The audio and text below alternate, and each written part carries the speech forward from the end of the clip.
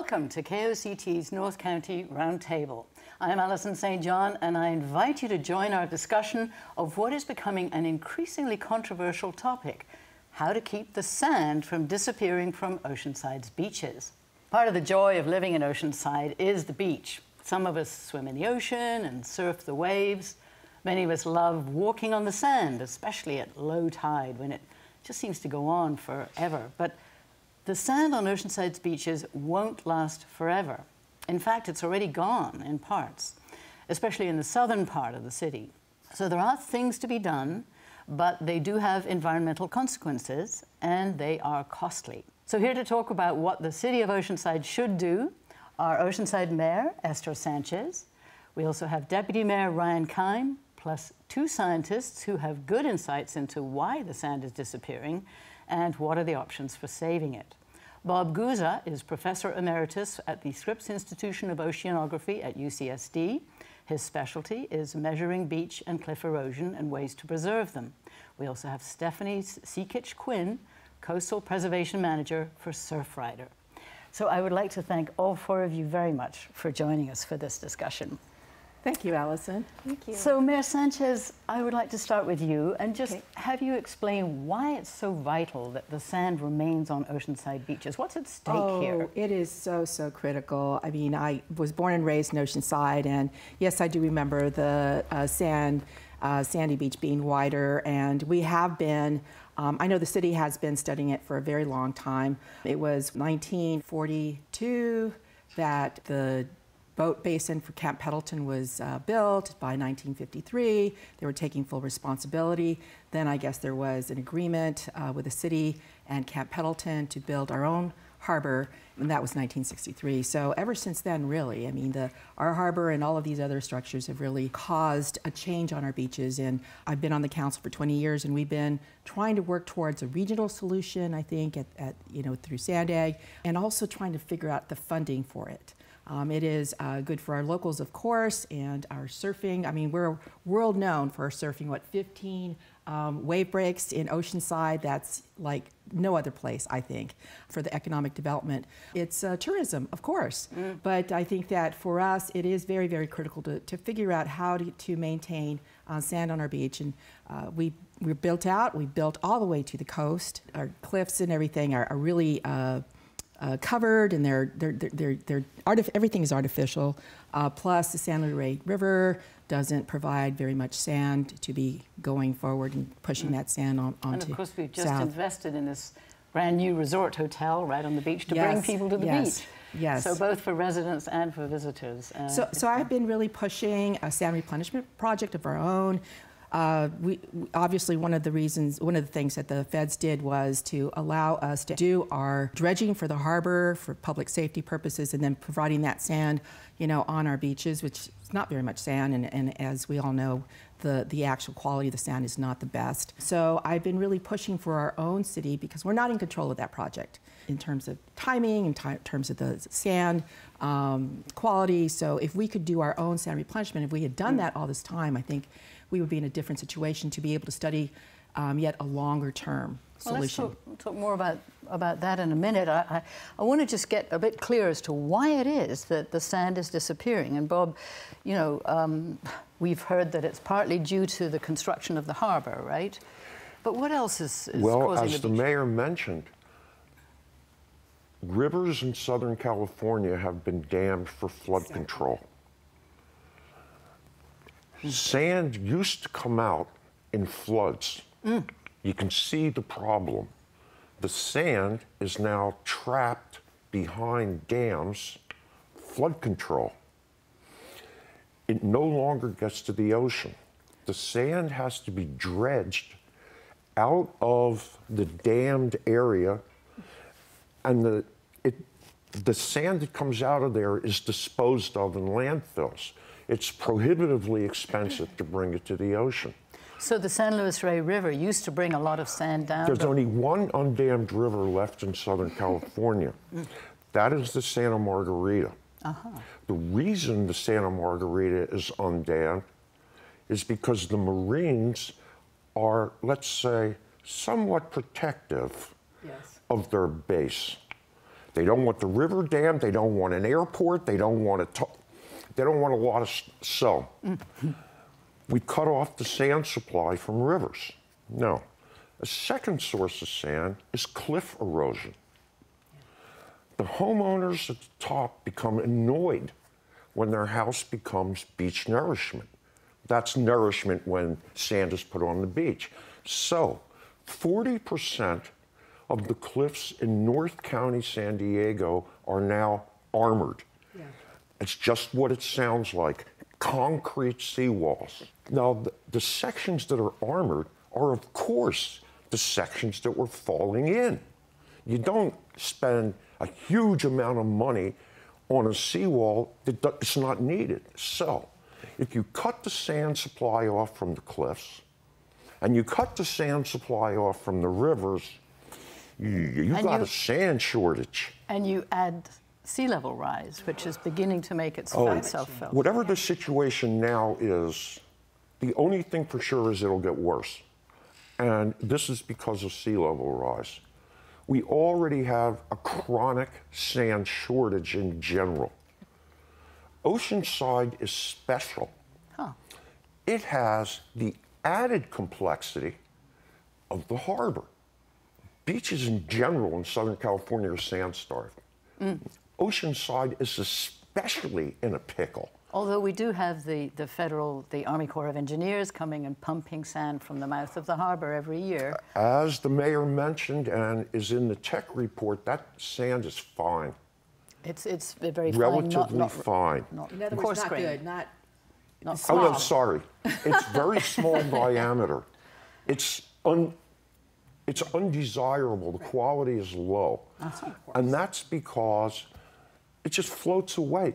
It just washes away. It doesn't stay on the beach. No, it does not. Got it. Okay. So you're at the confluence of a bunch of things, like a general sand shortage, plus the construction of the harbor that created an unholy mess. Great.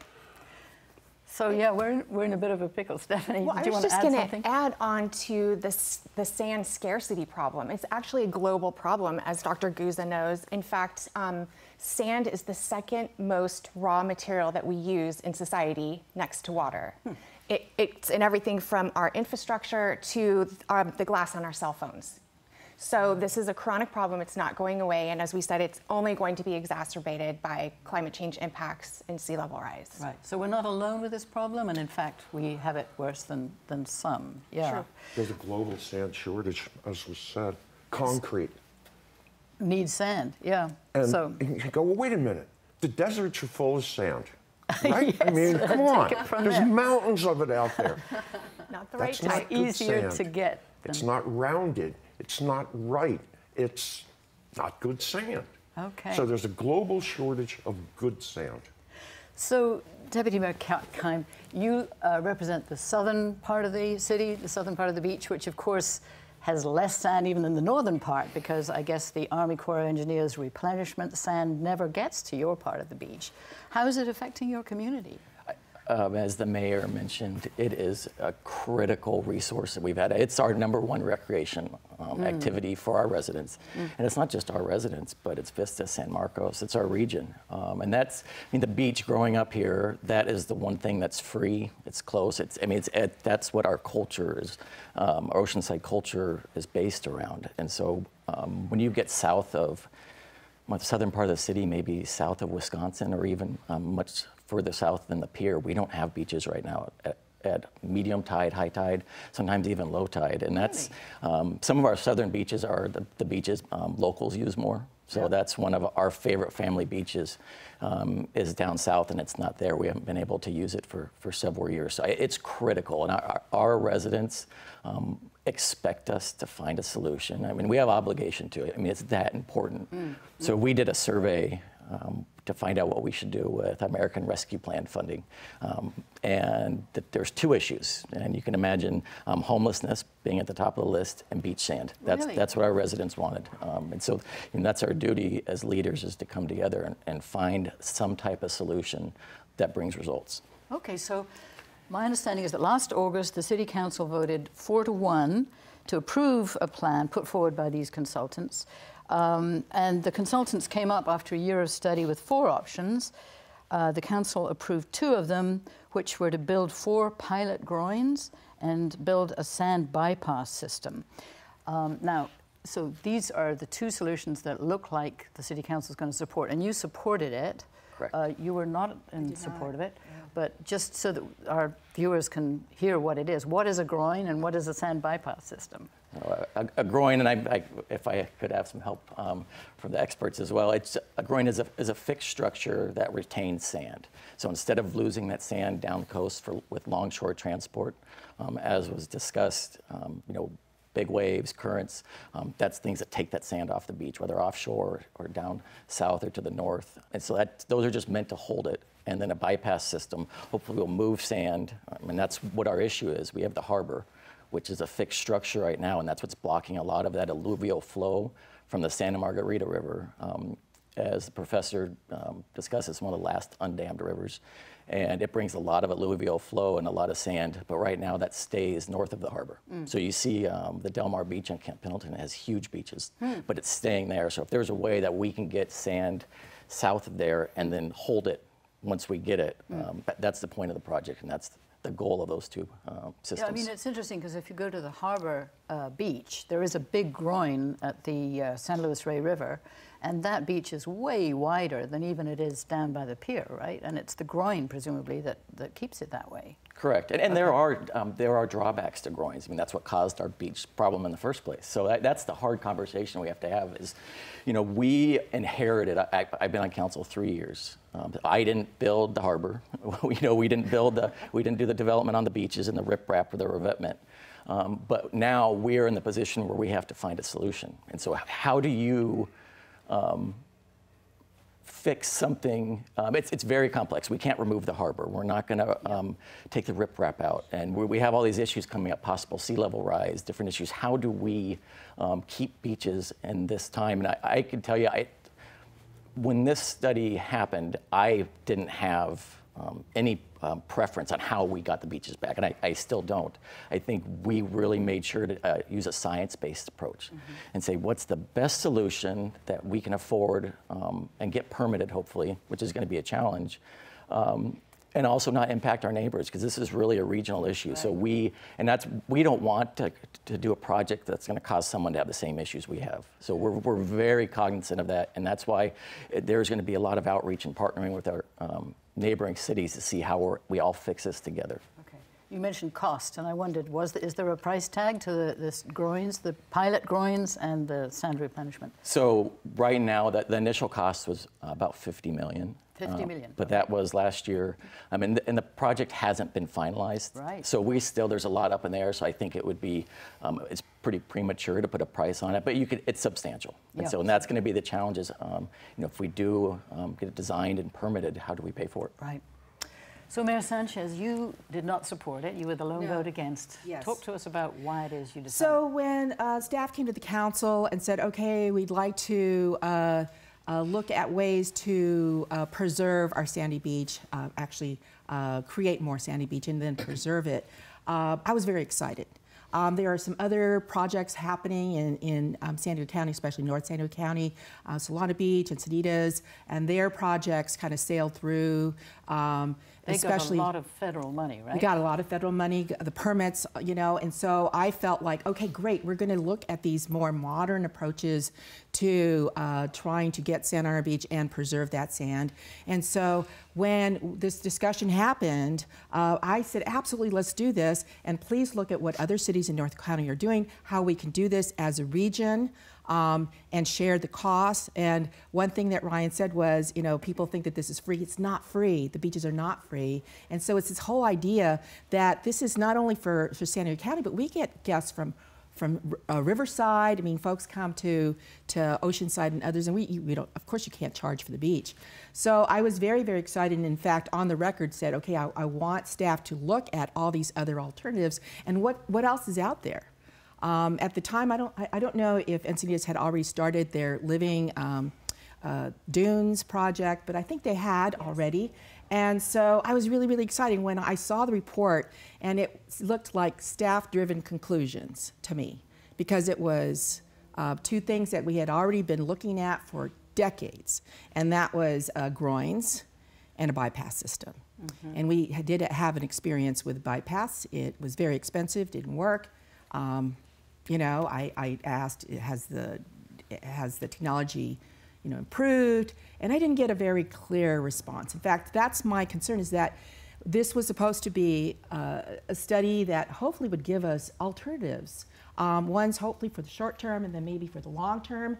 And all I saw was recycled studies and some modeling that was done, and no real, for me, it was basically to justify moving forward on doing a groin study. Okay, and so I'm curious as to, because they did give you 4 alternatives, and 2 of them were just like way too expensive to even consider, although maybe, you know, if you took them. So but they didn't look at what Encinitas and Solana Beach were doing, and that was my concern, is that what happened in other places, right? Okay.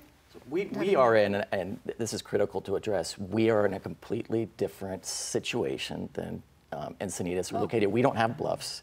We don't have that space to do a living dune. So that's the challenge, and that's why if we can build our sand, then it gives us more options eventually. So we, I think all those issues, we would have been open to anything that would work, but we have the revetments. We don't have What's bluff. a revetment? It's when the land was developed on the beach. Oh, yes. The houses are on the beach, and there's a revetment of the big rocks that protect those houses. So we don't have the space to do a living dune. We need sand to be able to do living dunes that holds it. And so those are our challenges. We're in a completely separate or a different scenario than them, and that's why we have to have a unique solution. I disagree with that, because In what way? in Encinitas, I mean, there was very little sandy beach right next to a major road. So there's no cliff there. There's nothing there. There's nothing to supply. Building artificial so that sand dunes I think, help. why not Can I try ask that? Stefanie what the Surfrider, because you've been looking at this all over the country. Yes, I do. I look at this stuff and I kind of want to commingle what Deputy Mayor and Mayor are saying. So you nailed it on the groin. Your science was perfect. And what we need to look at is the regional perspective. So what we have is a littoral cell, which is basically off coast, and it's how our sand cycles between the water and the land. And it goes from Dana Point to Torrey Pines. And every year there's about 100 to 200 cubic yards of sand that goes south of Oceanside. So we're looking at essentially taking sand from our neighboring communities. And so this needs to be taken care of on a regional basis. You mean, when you say we're taking it from our neighboring communities, you mean if we take the sand, then it won't move south Correct. to the neighbor, if we have a groin here in Oceanside, that 200 cubic yards of, 200,000, excuse me, cubic yards has the potential of being trapped here and not making its way south. So that's one thing, but SANDAG is a regional body that's really supposed to be helping doing a lot of this work. And of course, they do a tremendous job as much as possible. It's interesting, the name is SANDAG, but it's the San Diego Regional Association of Governments. So they're a regional body that does planning, and they have been doing some sand projects. They have, and what we need to do is just back up and look at what the state had put in place, which is the Coastal Regional Management Plan. California is really the only state that has policies like this in place, literally, Alison, around the country. And then they're parsed out into regional sediment management plans. And what we need to do is go back to the drawing board, look at those sediment management plans, analyze other alternatives in depth, look at how we can bypass the sand that's been trapped of North Camp Pendleton, in that area that the Deputy Mayor just spoke of, a mechanical way to do that. There's, you know, we can send a man to the moon, we can figure out how to do that. We're just a little bit concerned, again, of groins really, truly, we say rob sand. And so I need to ask you, since you are working for a Surfrider, whether it's really because it could change, these groins could change the surf breaks and make it different. This is really important because the report has two very concerning things, and I was going to save this to the end, but it's a perfect segue. The report that the city commissioned says two things. They unequivocally have no idea if it's going to impact surf. And the reason why they don't know that is because what they have admitted, which is very concerning to Surfrider, is that these groins can produce riptides in the vicinity of these groins. And the report clearly says that this is a public safety issue. So we're concerned about those riptides really being problematic for swimmers and surfers and really a hazard. And then coupled with them, riptides potentially interfering with the surf breaks. Although when I think about the harbour, which is essentially a huge groin, you know, it's a great big rock wall, you get the surfers surfing right off the end of it. Like they like maybe that's a riptide, I don't know. Can I jump in, Alison? I've surfed my whole life. I love it. So it's very important to me. That's actually, I grew up surfing the harbor at North Jetty because It's different from the waves are the best there, sand builds up, and it's oftentimes better than south where there's beach break waves and sometimes it closes out. So, but also the safety issues a concern, which is how we address it. We have a very competent lifeguard staff, and so we have a very competent lifeguard staff, and we address those just like we address them at the harbor right now. So at South Jetty and North Jetty at the harbor, we have two very strong rips, and so both of those are non-swimming zones. Is that right? And so right now in the summertime, north of the last lifeguard tower is a big sign, no swimming. It's where extra resources and staffing is put in place so that we can protect our residents and visitors from that. So they are impacts that we can mitigate, I'm confident in. Okay. Well, I just wanted to ask you, you know, because you've been looking at beaches all up and down San Diego County and all the different strategies that people are coming up with. When you look at these 4 strategies that they've come up with, you know, groins, sand, moving sand, actually one of them was building an offshore reef, which would have cost $150 million or something. Do you think that really groins is the best solution what do you think about groins? Because you're someone who cares about the coast. I thought all 4 of the plans that were suggested have been shown in other locations to work. So they were all not unreasonable. Okay. How well a given solution like groins works can depend a lot on where it is.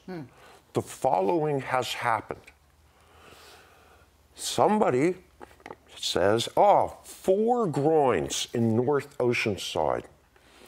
South Oceanside says, oh yeah? We're gonna put up groins so that we're gonna divert the sand from the town's down coast. There are places where there has been a domino effect of groins. They created no new sand. Okay, so groins can be very problematic. There are situations where groins have stabilized beaches, and because of the setting, they weren't stealing sand from people down coast. You go, wait a minute, how can that be? Because there was a canyon down coast, and the sand was going to go out the canyon anyway. So the sand was being diverted before it went to the deep ocean, not before it went to Del Mar. So it really matters what the setting is. And it sounds like it matters where the sand comes from, too. It doesn't, you know, like the sand from the mouth of the harbor is too fine. Yep. And so maybe you have to go offshore. Now, is that a problem? The report said the solution is 2 prongs. It's what's suggested. Stabilize the beach. You must have sand bypassing. If you have groins without sand bypassing, you're creating a certain problem downdrift. And like a net, but nothing to put in it. So, and when they first build groins,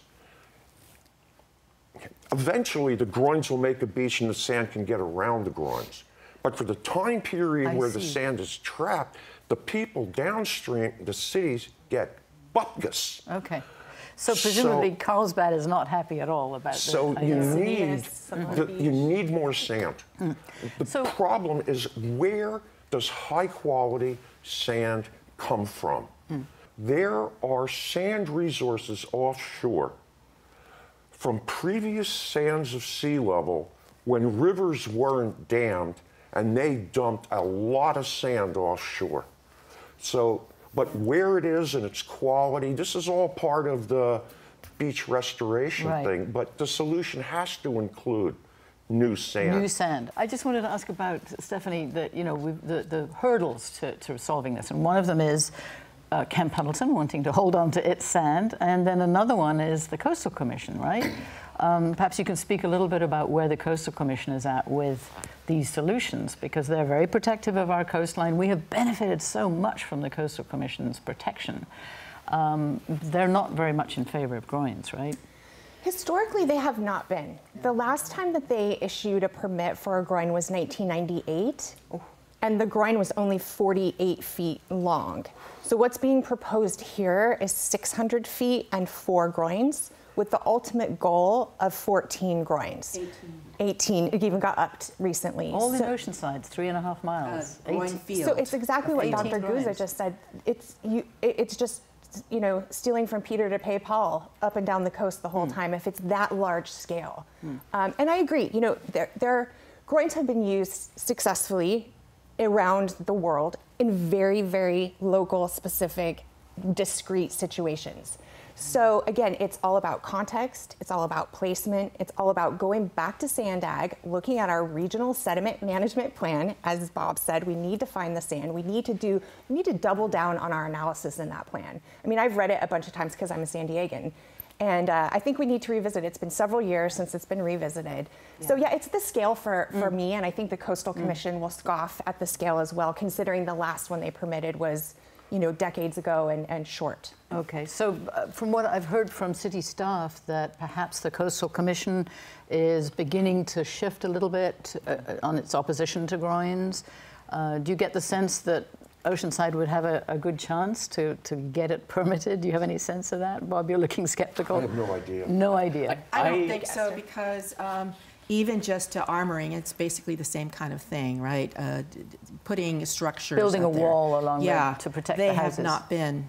They're still very firm on They've that. said if there's a very limited that I'm hearing that they may be willing to do some protection, and that is of infrastructure, right? But for a limited time, right? In order to be able to provide a plan, a long-term plan for some kind of retreat. Some kind of retreat.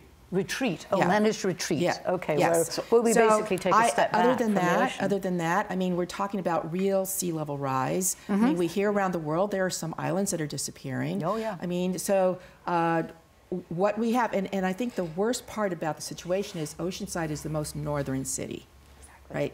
So that is the special situation that I think of Oceanside when you say, okay, Oceanside is special, is that it's not in the middle or at the end, it's at the beginning. And the sand is drifting from the north, so we're the first people in the chain, in the pipeline. So, okay. And I was going to say that the other reason why I did not support the project, besides not having looked at other alternatives, was that during the discussion, and I think Bob brought that out, is that staff said, okay, we're going to put this somewhere between the pier and Wisconsin. And the South O folks were there when staff admitted that there would be, you would see 4 groins. They would be starving just south to it. So of course, South O folks said, well, then put it here, right, in the South O area. And so we're talking about deliberately starving a beach with just 4 groins. So Debbie, do you know? And if I could just finish, and there's just, you know, what is it? The solution is not to do more groins. The solution is somewhere else. And maybe the fencing proposal that was done in Encinitas that, you know, ended up culminating in the living shoreline, the dunes, living dunes, is a possibility. I asked, and I would have loved to, that's like, what is it, Carolina? In Carolinas, there was a project, a fencing project, and it was very successful. So if we could do this, I mean, it's the Duck Carolina, right? They did that. Okay. So I think that that is the speculation about the Coastal Commission and assuming they're going to say no is what's gotten us to this point where we haven't brought any solutions forward. And that was my goal with this project. I don't know what they're going to say. There's a good chance they could say no. But that, because we've felt that way for so long, we've had 20 years where we've just taken no action. And so this is forcing a conversation. We're going to work with Surfrider, and we're going to see if we can again, and I'm going to repeat this because it's very important, we don't want to starve sand from our southerly neighbors. I mean, Carlsbad's in a unique position. They have 6 groins. They weren't built there for sand, but they have big, beautiful beaches at Tamarack. And so, partly due to the power plant that was down there. Partly right? due to the power plant and the lagoon. But those are, so any, and I think what Stefanie really hit on was every solution has to be built for that area, right? And how do we make sure if we do a groin that we can keep sand flowing south with a bypass system? And how do we engineer it just right so it is a true regional solution? But so I went to Washington and DC with the city for our legislative trip in 2019. And I met with the Army Corps of Engineers, and I could tell there was no rush to fund the special study or get it done. I left that meeting very discouraged, and I think that's what led us to this is, you know what, instead of waiting for the Army Corps, instead of waiting for or guessing what the Coastal Commission is going to do, our residents expect us to do something. So we took the initiative, and we're here today talking about it, all of us, and so that wouldn't have happened without this project, and it could force us, maybe Sandag, to help us with a better regional solution. I mean, it's starting the conversation, and we're moving the needle, and I'm confident we're going to get something done. Is anybody talking to Camp Pendleton? I'm curious. Is there anyone at the city? No, but I did want to weigh in a little bit on the Coastal Commission. I did have the greatest opportunity, and that was to serve on the Coastal Commission for 4 years, from 2009 to 2013. And I learned a lot from that, the whole process. And of course, it would be any consideration, even to do something that they've never done, you know, that they generally will not do. It would be the least drastic solution to be considered first. We're not actually trying to do the least drastic. We're trying to do the most drastic. And I'm very concerned about that. Well, it's not the most expensive, of course. The most expensive the other thing is that we haven't waited 20 years because of the shoreline study. I mean, I actually proposed early on, and I think it was 2004, 2005, that we do our own sand replenishment project. We are not in control of the Army Corps of Engineers program for dumping sand on the beach or the sand. So we should have been, we were asked to consider that. Solana Beach mayor came over and said, hey, you know, this is what we did. We raised our TOT by 2%. It's helping us. And of course, Solana Beach is doing other projects as well. It's not just one solution. It's probably several solutions, but I'd say groins, I think, for the mere rationale that it would, there's no guarantee about our surf. There's, for the same reasons also that the Army Corps decided against groins in the 2 studies that they did for Solana Beach and also for Encinitas. Those apply here as well. The way they look, the inability to be able to walk on the beach, and I mean, there's all kinds of reasons not to do it. And I think the Army Corps, if it had actually happened and we had actually paid our fair share for that study, it would have said that.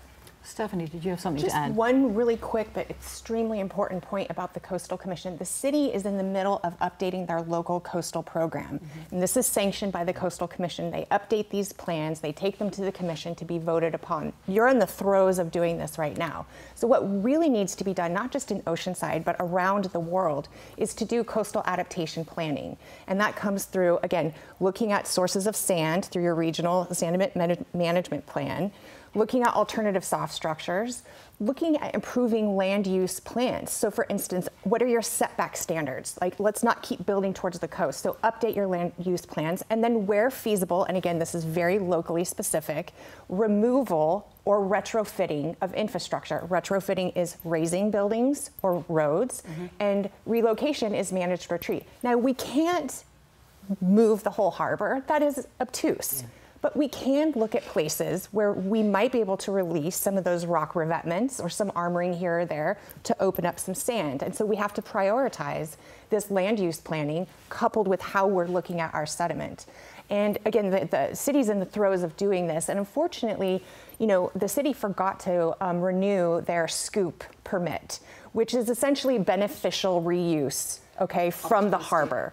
And it's opportunistic reuse. And so because they didn't have that permit in place, the Army Corps wasn't able to come and do dispersal of sediment recently. So again, the city needs to really get their ducks in a row. They need to have all those permitting processes in place, and they need to look long-term and proactively. And that is truly, I hate to say it, but the silver bullet.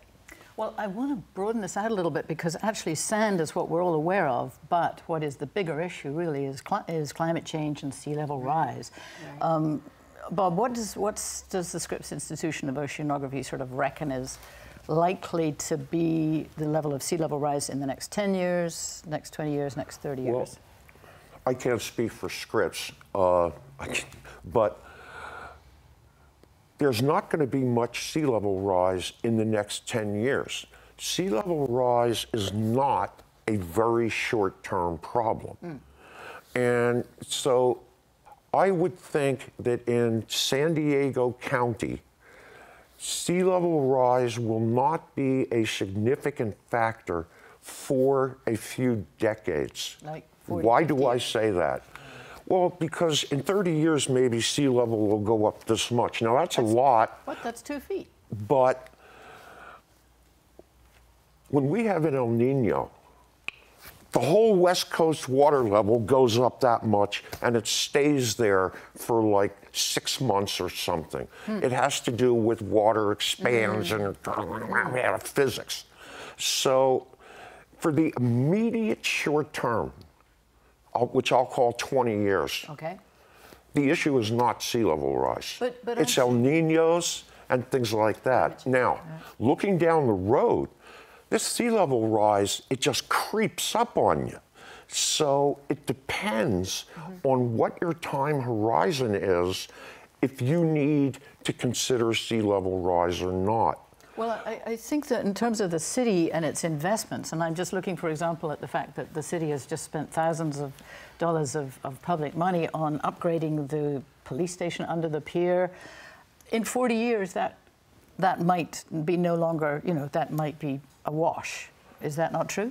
Yes, but So 40 years short. might be long enough for it to be useful. So really, if you're planning something along the beach, you're okay for 2 or 3 decades, but then Well, after that... it depends. It depends on how many El Ninos we get. Okay. Okay, El Nino unleashes a lot. Even more. And Yeah. so those are the short-term issues. Okay. El Nino. Right. The long-term issue is sea level rise. Do you feel like the city is planning for... Is the city sort of saying, look, we're here now, we've got a couple of decades, but is the city thinking ahead 3 or 4 decades? Because, 4 decades will pass in a flash, and in terms of public investment, you don't want a police station to only last 40 years. You want it to last a bit longer than that. Do you feel the city is really taking sea level rise seriously? I think that with respect to, say, upgrading the pier, infrastructure, yes, as a project, but in general, no, I do not. I do not. I think that I feel like we're still avoiding this great issue, and I do there are others who feel that sea level rise is going to be a major impact within the next 10 years. So I'll leave it to the scientists to talk about that, right? But I think that whether it's 10 years or 20 years, we should be planning now. So or Stefanie, yesterday. I know the Surfrider has done a survey of different cities who are doing planning, and actually California is doing pretty well, right, compared to the rest of the coastal states in this country. Yes, so California as a state is doing very well, but Esther's point is really well taken. It's through that local coastal program updating that this planning needs to happen, and as far as we're concerned, it's not happening fast enough and progressive enough. But back to the climate science, our ocean has absorbed 90% of the heat that's been trapped in the atmosphere from global warming. And so what that does is it increases water molecules, and so that contributes about 1/4 of sea level rise. So it's not just, it's warming. So there are a lot of unpredictable things that come along with sea level rise. Like Bob was saying, we can't put an infinite time or place on it. However, this OPC, the Ocean Protection Council in California, is asking municipalities by 2050 to plan for 3 feet of sea level rise. Now, these are regulatory and government agencies that are telling us to do just that. I've heard that the Oceanside Harbor, the road around it, could get flooded regularly at high tide by 2040, which is not that far away. Yeah. I have a question for the mayor. When I hear this, the city's not doing enough. As the leader of our city, I've been on council for 2 decades. Why have we not done something? And do you have any plans to do something, or what should we do different? I think the problem has been that the majority of the council, and I've never been on the majority council, right, has put it off, unfortunately. So we have been told to update our local coastal plan for the last 20 years, and we're just now starting. We got a grant to address sea level rise. When was that grant? 2 years ago? Or? Yeah. 2018. And we're not really moving. You know, I think that we have, these are very, let me just say this, these are very hard, complicated issues. And no one wants to start having that, start that conversation that sea level is rising and your property, if you're built right on the beach, your home, whatever, is on the beach, there's no guarantee that your house is going to be able to be protected. Right. So, and there is no guarantee. And that is a hard discussion to begin, and then to maintain, and then to actually come up with solutions.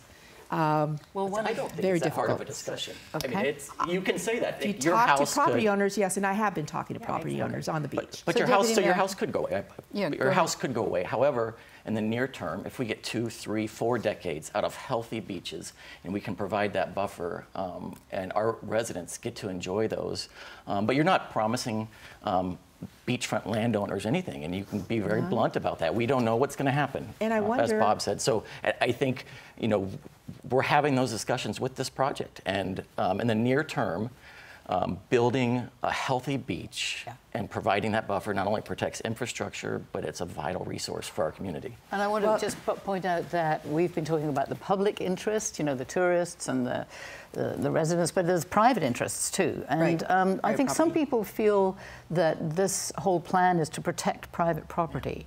And you know, it is a bit of a balance. I think there is perhaps the strongest lobby group in Oceanside for these groins is the private property owner who thinks we've got to get more sand on the beach or my house is going to wash away. So that is another issue, isn't it? Is how to balance the public and the private interest. I think building bigger beaches is obviously better if you have a house on the beach. It's going to offer you more protection, but those are also something that our whole community uses. I think everyone benefits from it, Right. and that's a challenge though. Again, is And what it's plan is public that? access, right? You have to plan for public, but the other thing is that statewide, I mean, there are these discussions of what would be really an alternative to this, and maybe buying out some property owners on the beach and ensuring, you know, having this kind of, you know, plan for doing this, and that might even be cheaper than trying to erect all of this, you know, hard structure, and also, you know, could be done more easily. Well, I have to ask, for example, on the Strand, which everybody knows now has beach rocks washing up on the high tide. You know, we just saw 700 the Strand is only a couple of 4 years old or something. Is there any move to change the permits that the city will grant to people building right on the edge of the ocean? There's a new house being built at the south end of the Strand right now. I've always had some concerns about building on the beach, and you know, and I've actually talked to people on Pacific Street. You realize that their sea level is rising, and this is 10 years ago, and people were not really accepting it at the time, right? And they're like, okay, well, I don't care about that. It's not going to happen in my lifetime. And it's like, of course it's going to happen in our lifetime. Yes.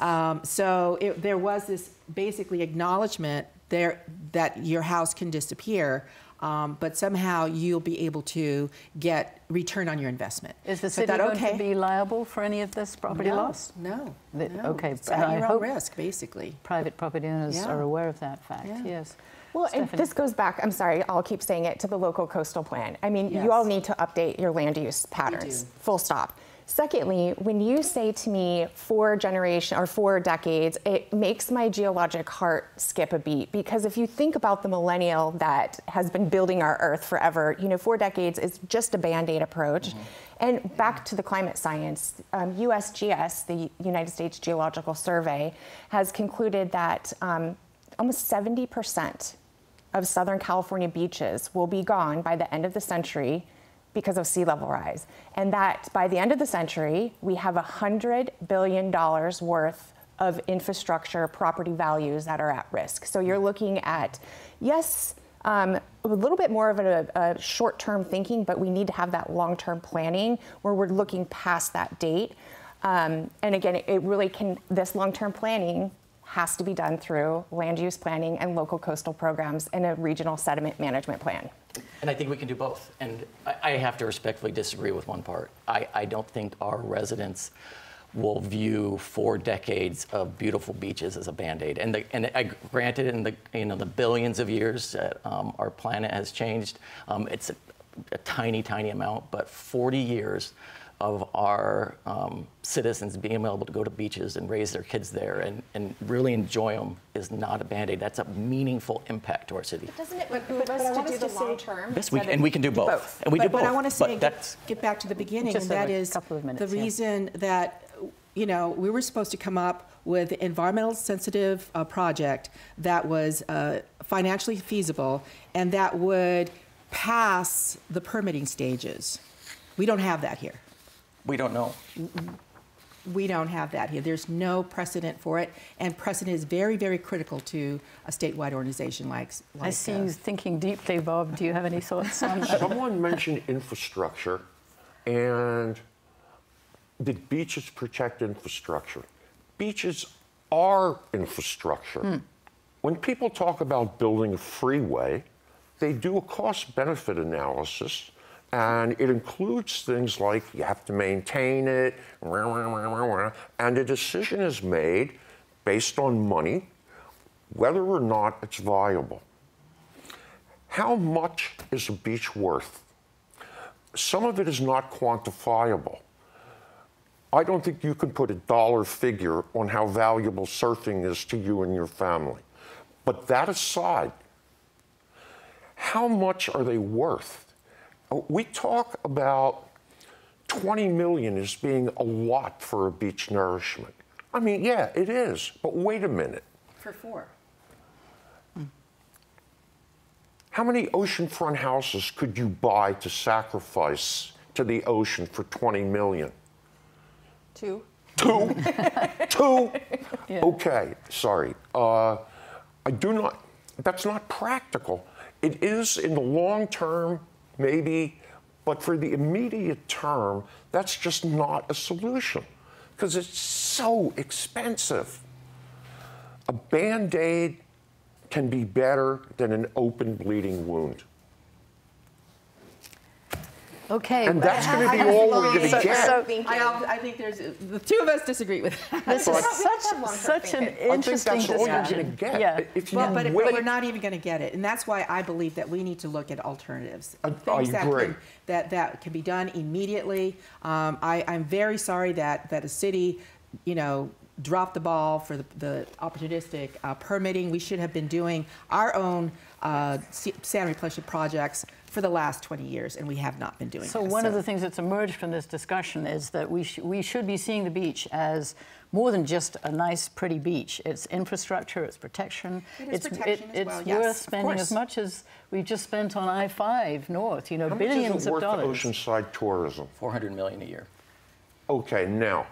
Except that public safety is also a huge cost here, and that is creeping up to from 62% of the operating budget to 65% and even higher. So your point being that 400 million... That we're not going to be able to afford this. Well, I also wonder what tourism is worth to Del Mar and Solana Beach if they don't have that sand delivered to them as well. So we're looking at, and really this is evaluation, right? We're valuing things. What we're valuing as a county.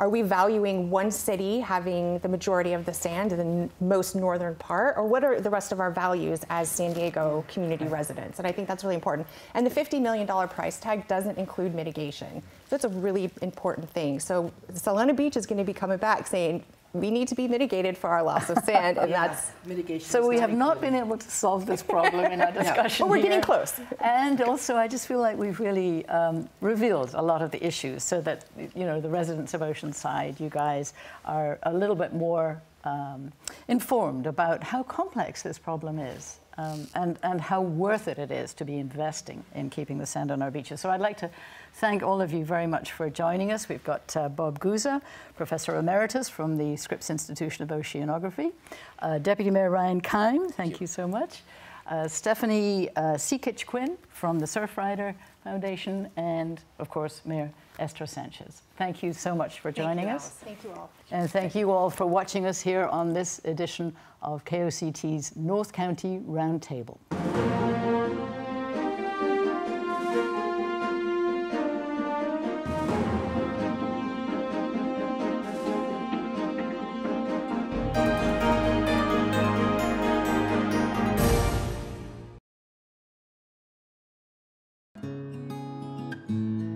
KOCT, the voice of North County.